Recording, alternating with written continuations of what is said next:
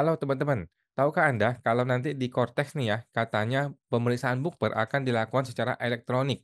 Nah, jadi kita melihat arahnya DJP itu pengennya transparan teman-teman ya, berbalik dengan yang sudah ada di lapangan, di mana banyak KPP itu tidak mau transparan, tidak boleh merekam gitu. Sedangkan Cortex justru maunya transparan, maunya terekam semuanya. Mari kita lihat beritanya teman-teman ya.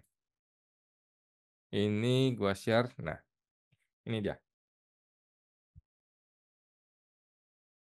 Jadi Cortex DJP atau pemeriksaan bukber itu bakal dilaksanakan secara elektronik. Ini berita masih baru ya, 19 September kemarin dari DDTC News. Nah,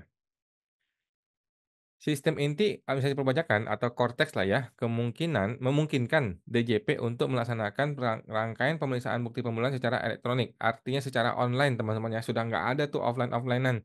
Sudah nggak ada tuh orang tuh diintimidasi, digertak, diomel-omelin di kantor pajak teman-teman ya. Tetapi semuanya dilakukan secara elektronik. Penyuluh pajak ahli muda DJP Rian Ramdhani mengatakan WP bakal menerima notifikasi mengenai dimulainya pemeriksaan bukber permulaan seiring dengan adanya Cortex. Nah, ini betul teman-teman ya. Jadi jangan ada lagi, orang-orang tuh tidak dapat surat, nggak dapat apa-apa, tiba-tiba sudah pemeriksaan berjalan gitu loh. Nah, kalau begini kan lebih enak, dia bisa dapat notifikasi langsung mungkin dari emailnya, dari WhatsApp-nya, atau langsung di sistem Cortex atau DJP online-nya bahwa telah dimulainya pemeriksaan. Fitur ini tersedia di portal WP atau Taxpayer Portal. Nah, kita belum tahu bentuknya portalnya seperti apa teman-teman ya. Di menu notifikasi ini akan ada notif mengenai pelaksanaan dan dimulainya pemeriksaan bukper yang dilakukan kepada wajib pajak. Nah, katanya Pak Rian ya. Portal WP juga memiliki fitur flagging, yaitu fitur memberikan tanda kepada WP sedang dalam proses pemeriksaan bukti permulaan. Jadi benar teman-teman, ketika lu masuk DJP online, lu harus mendapatkan warning atau peringatan bahwa lu nih sedang kena masalah apa gitu ya. Jadi kita harus dapat tuh warning itu. Jangan sampai kita nggak tahu apa-apa, tiba-tiba SP2DK atau pemeriksaan sudah berjalan berbulan-bulan gitu ya. Ada flag atau notifikasi under low handling apabila dilakukan pemeriksaan bukti permulaan. Korespondensi antara DJP dan WP juga bisa dilaksanakan secara elektronik ya, baik melalui portal WP ataupun melalui email. Nah, ini bagus banget teman-teman ya. Artinya semuanya bisa transparan dan semuanya bisa melalui email ataupun portal DJP online atau portal Coltex sehingga tidak perlu lagi ada diskusi diam-diam, nggak perlu ada diskusi bawah meja, nggak perlu teman-teman ya. Selama ini korespondensi antara DJP dan WP yang diperiksa bukti permulaan hanya bisa dilakukan secara langsung atau melalui pos ya, langsung teman-teman ya di kantor pajak. Di mana yang sering kali kita tahu ya terjadinya proses bukber itu intimidatif sekali, ngomel-ngomel, marah-marah, kemudian terjadi korupsi dan sebagainya ya, tapi itu di Konoha lah ya.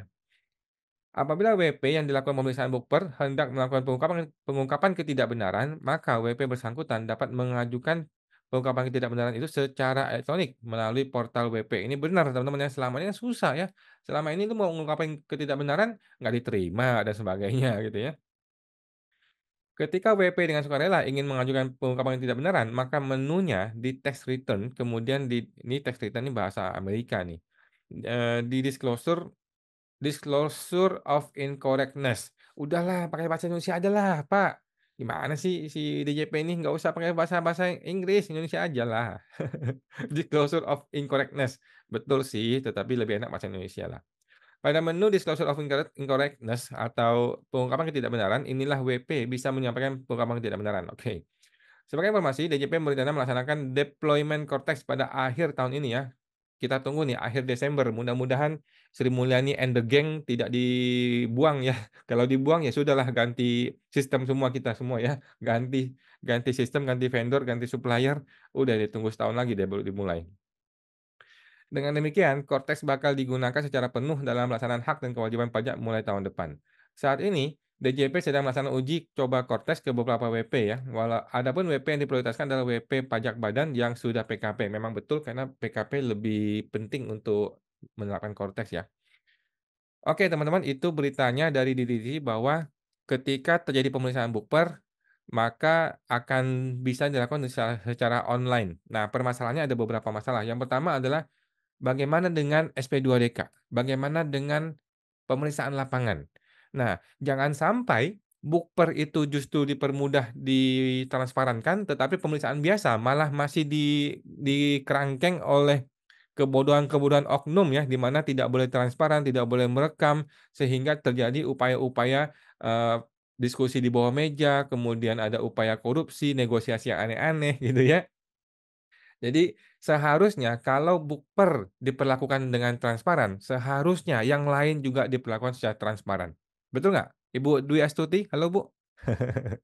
Atau Pak Dirjen, atau Sri Mulyani.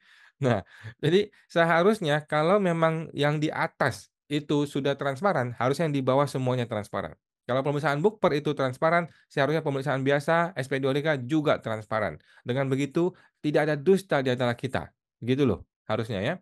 Masalah kedua adalah ini agak agak ngeri-ngeri sedap teman-teman ya, kalau tidak boleh pertemuan langsung alias harus online dan harus recorded dan harus tercatat semua di sistem, artinya tidak ada ruang negosiasi, oke? Nah, ini berita buruk nih bagi teman-teman yang selama ini tidak benar laporan perpajakannya ya.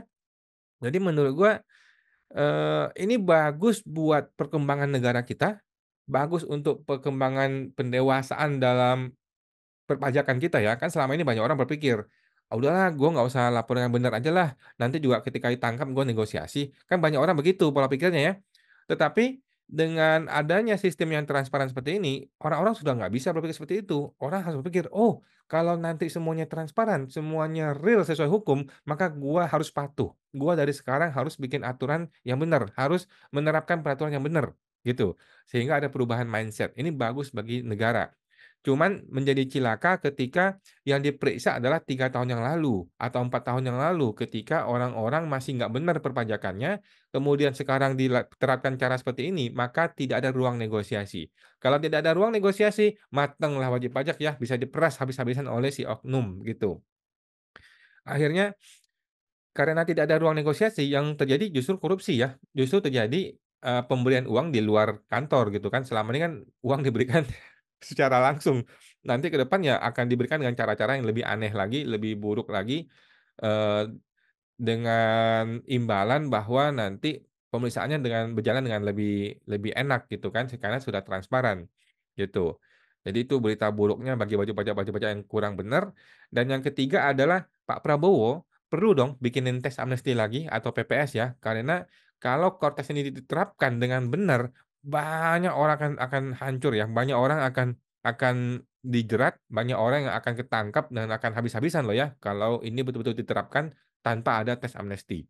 Jadi gua sih berpikir ya, kan TA kemarin 2015, kemudian PPS kebijakan 2 itu 2020, seharusnya ada lagi TA 2025. TA 2025 yang akan diterapkan di 2026. Semestinya begitu. Feeling-feeling gue sih seperti itu ya Pak Prabowo ya. Dan gue rasa kalau nggak begitu akan terjadi pembantaian habis-habisan terhadap wajib pajak ya, kalau tidak ada teks amnesti lagi. Jadi seharusnya tuh Kortes dijalankan, tetapi dikasih teks amnesti. Dikasih TA, "Oke, lu ikut TA ya, dengan harga pajak yang lebih murah, tetapi ke depannya Kortex ya, ke depannya lu masih benar ya, masih jujur ya." Semestinya begitu loh cara kerjanya pemerintah, gitu. Dan kita tunggu deh ya Pak Prabowo ya, 20 Oktober sangat dinanti-nantikan, masih 1 bulan lagi. Gua juga berharap deh segera secepatnya deh Pak Prabowo, biar yang orang-orang lama nggak usah lagi deh. Gitu. Oke, teman-teman itu ya, semoga terbantu, sampai jumpa lagi.